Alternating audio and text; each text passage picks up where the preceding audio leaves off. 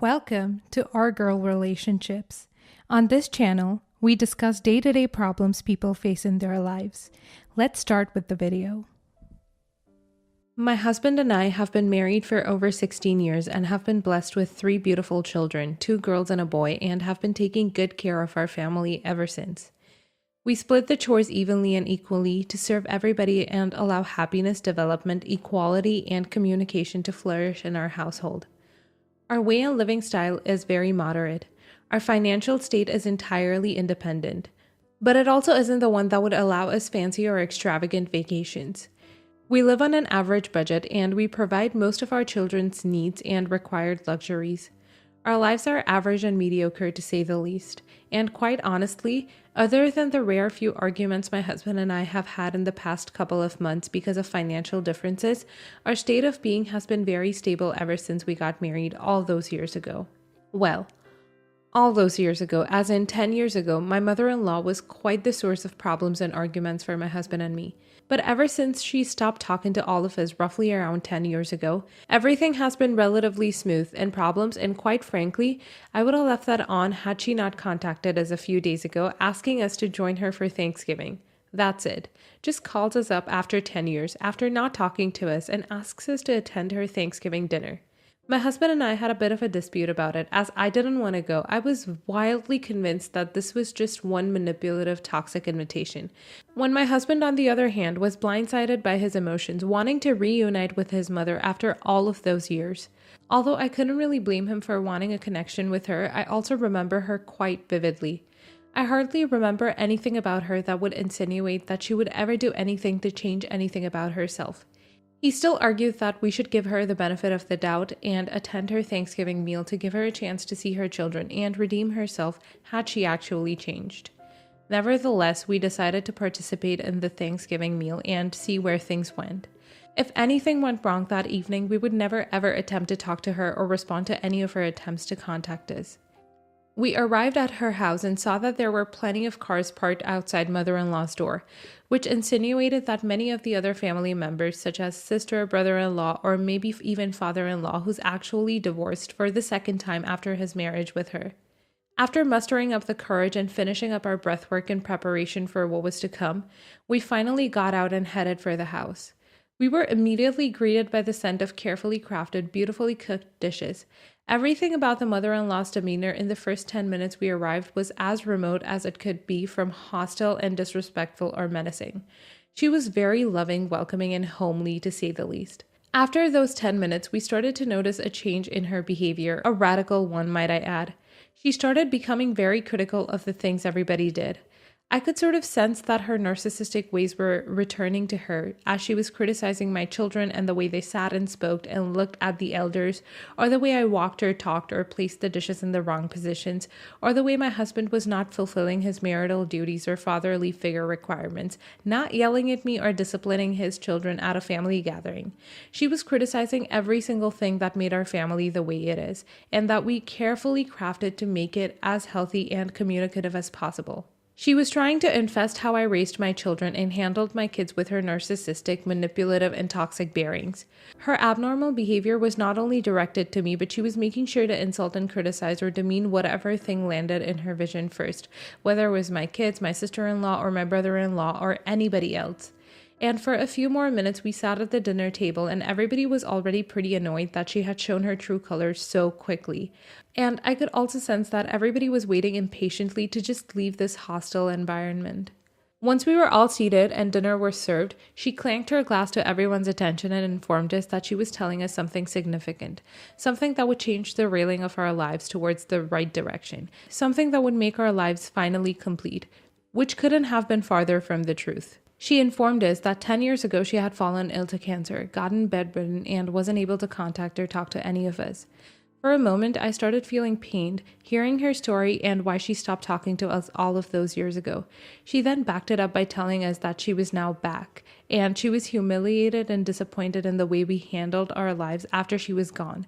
She was dissatisfied with how we raised our children and how our families came to be.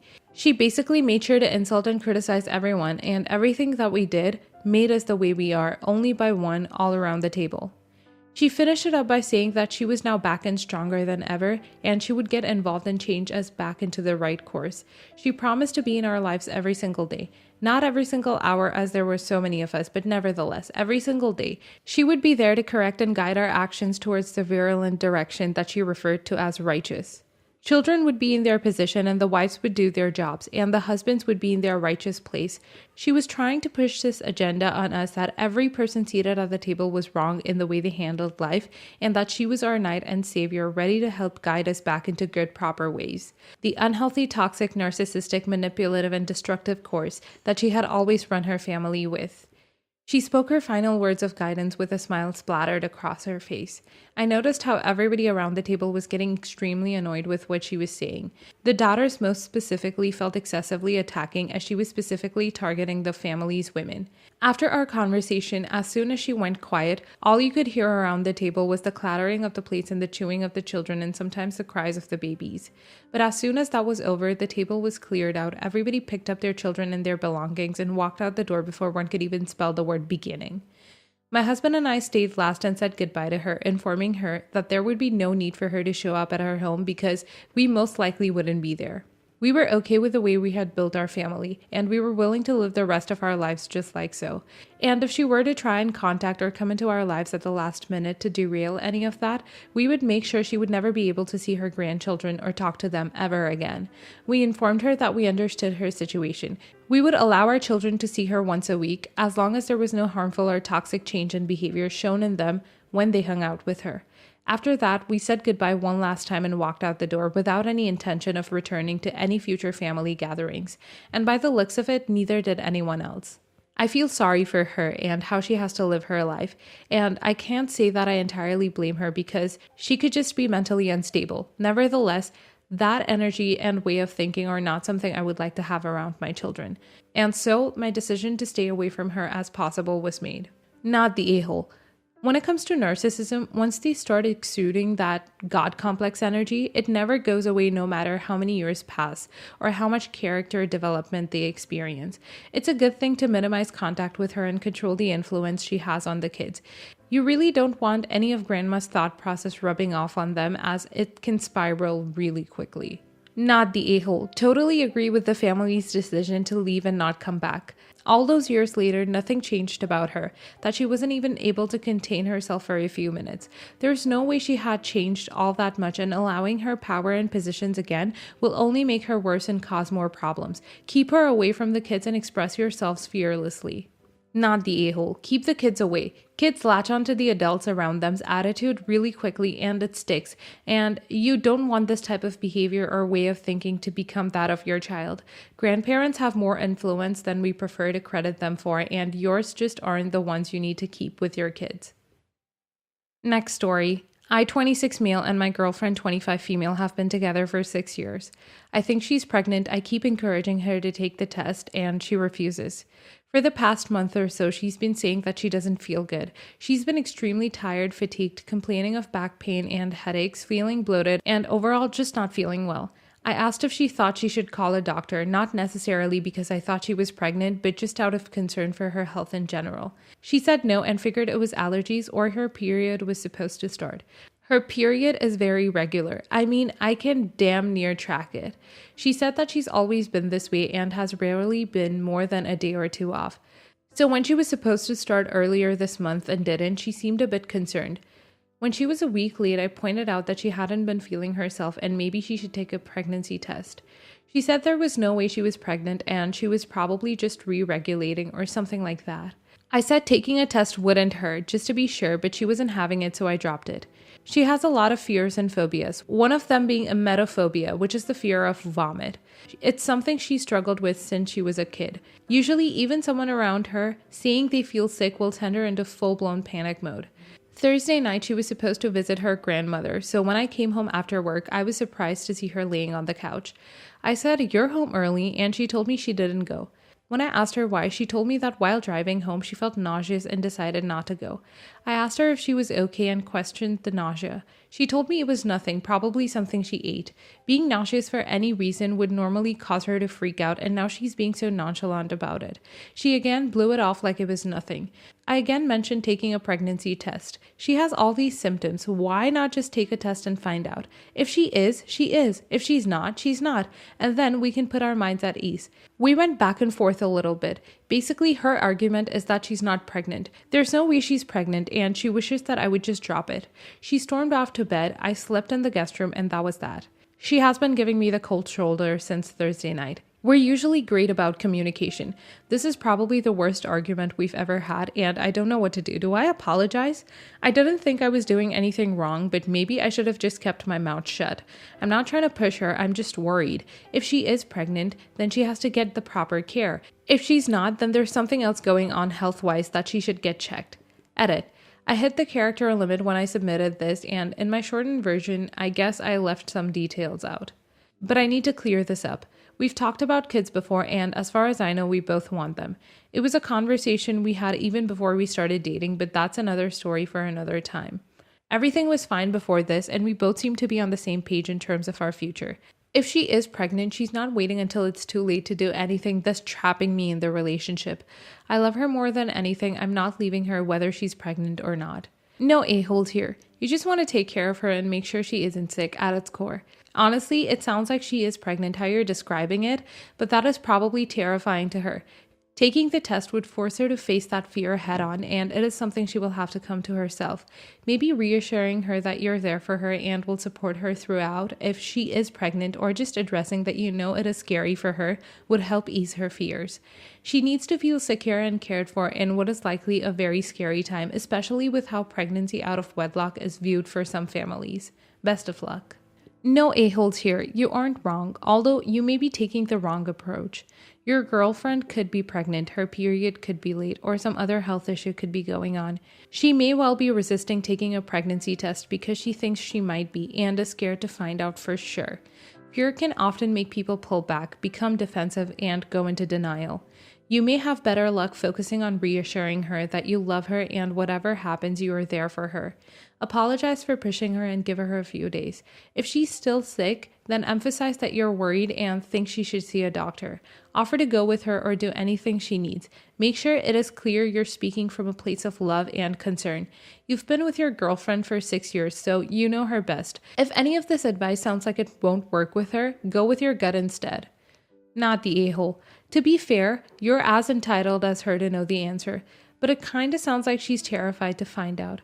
Defo not the a-hole, but I think you may need to reassure her that you're there no matter what, and that there's no wrong answer here. Be aware of what you expect of yourself and what you expect of her before you have the conversation. Emetophobia can in turn end up in a fear of pregnancy, along with all the responsibility it brings that you guys may not have talked about. Either way, good luck, and I hope she feels better soon. Next story. My wife is 2 months pregnant. Yesterday was my birthday. When I went into the kitchen, my wife told me that she was going to work and wouldn't be home until late. She didn't even acknowledge my birthday. I asked her if she had made any breakfast. She usually cooks breakfast for me on my birthday, but she told me to manage with cereal. I thought maybe she wanted to surprise me or something and just kept quiet. My parents, siblings, and friends called me after that to wish me. I cooked lunch for the both of us and drove to my wife's office to spend time with her. I sat in the park opposite her office waiting for her to come out for lunch. I think one of her colleagues saw me waiting for her and informed her because she came down soon after and told me to go back home and not embarrass her in front of her colleagues. I handed her the lunch and asked her to at least have it instead of the cafeteria food. She took it and threw it in the trash. I was hurt and embarrassed, so I immediately left for home. I was really upset by then and no longer wanted to spend time with her. I went to a movie, ate my favorite dinner, then went to the beach for the rest of the evening. When I went back home, my wife surprised me with a cake and a party. My in-laws and my parents were there. I ignored my wife and went back into the room. My mom got mad at me because apparently my wife was crying. I then proceeded to narrate everything that happened that day to everyone present. My mom was the only one to side with my wife because she's pregnant. My wife defended herself, saying that her colleagues were teasing her by calling me a henpecked husband. Now my mom is saying I'm being a baby and that my wife is pregnant and I shouldn't be making her cry. My in-laws and my dad are supporting me. Am I the a-hole? Having a surprise party has nothing to do with throwing the lunch in the garbage. OP stated that wife agreed and knew he would be there. She backtracked when her co-workers made fun of her. These are two separate issues. She made you think she did nothing for your birthday so she could surprise you later. People think that makes the bigger surprise. It doesn't, it just sucks. She's the a-hole for the way she handled lunch. She's the a-hole for not addressing the situation with you later, apologizing for it, and having a normal conversation about it. Also, being pregnant doesn't mean you get to be a jerk and then cry when someone calls you out on it. It's not a get out of jail card for crappy behavior, not the a-hole. Absolutely not the a-hole. Just because she's pregnant doesn't mean you don't have feelings and those feelings aren't valid. Hormones might be the cause of it, but it's not an excuse to be a jerk to your partner. I could understand not making breakfast. It feels funny not to acknowledge your partner's birthday, even if you have something planned for them later. The lunch thing was totally uncalled for and totally would have ruined my day. She shouldn't really give a crap about what her colleagues think, especially if they're using an insult like henpecked. They're people who aren't worth worrying about. Happy belated birthday. I hope you enjoyed the movie.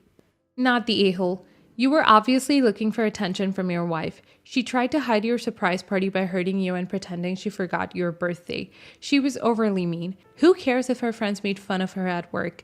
They only did that because they're jealous. She threw the lunch you brought into the trash. She should not have been crying over your reaction. She should be crying over her awful behavior. She ruined your whole birthday and wants to cry since you don't want to see her now. She kind of crapped all over your day and expected you to just be all happy at the end of it. People keep saying that taking her lunch at work is clingy or needy. You can see the side of Reddit that's never been in a relationship with someone that cares about them.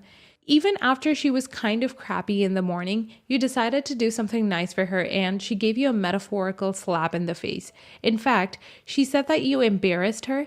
Instead, she openly showed you disdain in front of her colleagues. Regardless, they probably think less of you now, which sucks.